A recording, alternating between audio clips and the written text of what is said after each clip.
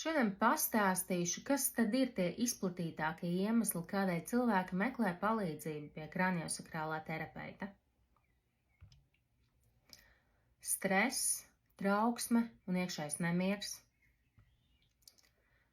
enerģijas trūkums un iespējams pat ilgstošs nogurums, miega traucējumi, varbūt tev ir sarežģīti aizmigt, vai arī moka bezmiegs, vai arī pamostoties, jau jūties nogurumā.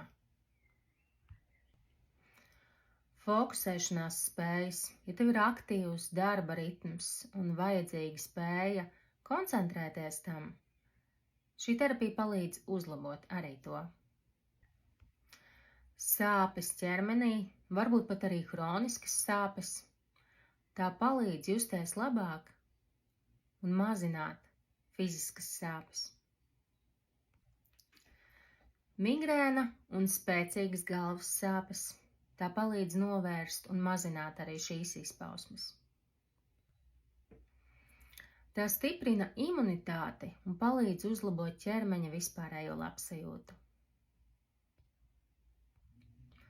Kraniosakrālā biodinamika ir atbalstoša traumu atvesaļošanās procesā.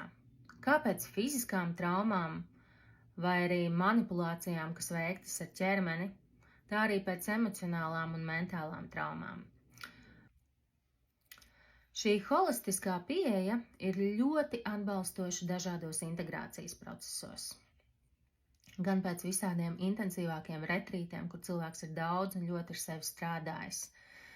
Gan arī atbalstošs rīks psihoterapijas vai psihologa kursam kā papildinājums, kas palīdz mierīgāk un harmoniskāk integrēt lietas, kas ir izstrādātas šajās terapijās.